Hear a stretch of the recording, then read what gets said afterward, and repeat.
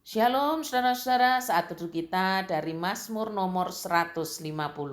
Haleluya, pujilah Allah dalam tempat kudusnya, pujilah dia dalam cakrawalanya yang kuat, pujilah dia karena segala keperkasaannya, pujilah dia sesuai dengan kebesarannya yang hebat, pujilah dia dengan tiupan sangkakala, pujilah dia dengan gambus dan kecapi, pujilah dia dengan rebana dan tari-tarian, pujilah dia dengan permainan kecapi dan seruling, pujilah dia dengan ceracap yang berdenting, pujilah dia dengan ceracap yang berdentang.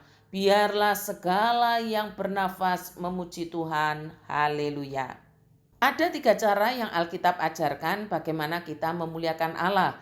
Salah satunya adalah dengan puji-pujian.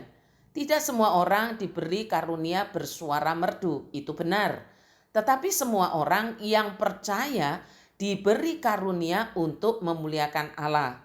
Sebab bukan suara yang merdu yang menyenangkan Dia, tetapi hati yang taat akan firman-Nya yang menyenangkan Tuhan Allah kita. Saya mempunyai pengalaman yang buruk saat kuliah mengikuti latihan paduan suara, tetapi saya tidak trauma. Mengapa? Karena saya menyadari kelemahan saya soal nada bernyanyi.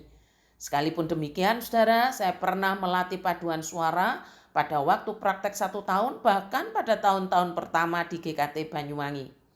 Mazmur 150 hari ini mengajarkan kepada kita semua tentang memuji Tuhan dengan nyanyian. Setiap kebaktian harus ada pujian kepada Allah, tetapi tidak boleh dibalik. Kebaktian didominasi oleh puji-pujian saja, sementara unsur yang lain diabaikan. Tidak boleh demikian. Menurut pemazmur, memuji Tuhan tidak dibatasi ruang dan waktu atau tergantung situasi. Jika di zaman Alkitab, zaman pemazmur, umat Allah bisa bebas memuji Tuhan di mana saja, sebab mereka itu berasal dari keturunan satu orang dan agamanya pun satu dan sama, yaitu agama Yahudi. Untuk mengekspresikan pujian di segala tempat adalah hal yang biasa dan sudah menjadi tradisi. Tetapi jika kita memperhatikan konteks Indonesia yang sangat beragam dari hal agama, suku, budaya, rasa-rasanya mustahil untuk kita mempraktekkan memuji Tuhan di segala tempat. Mempraktekkan secara hurufiah apa yang telah dilakukan oleh umat di zaman pemazmur.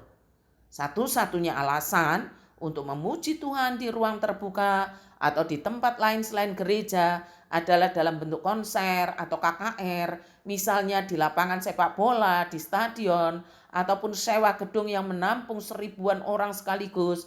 Itu pun kalau izin dikeluarkan. Untuk lingkup yang lebih kecil bisa dalam bentuk kebaktian padang. Sebagai warga negara yang baik, kita tetap akan menaati aturan-aturan hukum yang berlaku. Tetapi sekalipun demikian, saudara, ada satu tempat pujian yang tidak bisa dilarang oleh siapapun, yaitu pujian dari hati kita masing-masing. Dan pujian itu bisa kita bawa kemana-mana. Jika hati kita penuh pujian kepada Allah, maka mulut kita akan mengeluarkan pujian juga, walau tak perlu berteriak atau melakukan parade atau karnaval. Seorang teolog Kristen menggambarkan begini, saudara. Musisi terbaik di telinga Allah adalah hati yang taat dan saleh. Non musika cordula sit cor. Bukan senar yang merdu, melainkan hati yang merdu. Pujilah Tuhan. Tuhan Yesus memberkati kita sekalian. Mari kita berdoa. Bapa di dalam sorga, terima kasih.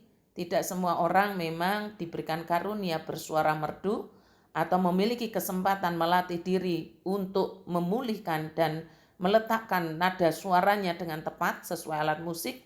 Tetapi semua orang Engkau berikan karunia yang percaya untuk memuliakan Allah. Kami bersyukur kepadamu, biarlah pujian itu ada dalam hati kami, bukan hanya sekedar di dalam mulut kami.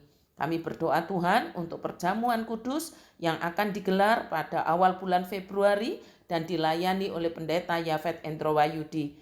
Tuhan, kiranya Engkau tolong supaya kami belajar terus-menerus mengerti bahwa Allah bersatu di dalam Kristus dengan umat-Mu dan kami pun dengan sesama. Terima kasih Bapa untuk jemaat Tuhan yang lemah tubuh, yang lanjut usia, Biarlah mereka juga tetap kami layani dari rumah ke rumah. Mendoakan untuk ujian 3 hamba Tuhan orientasi di bulan Februari.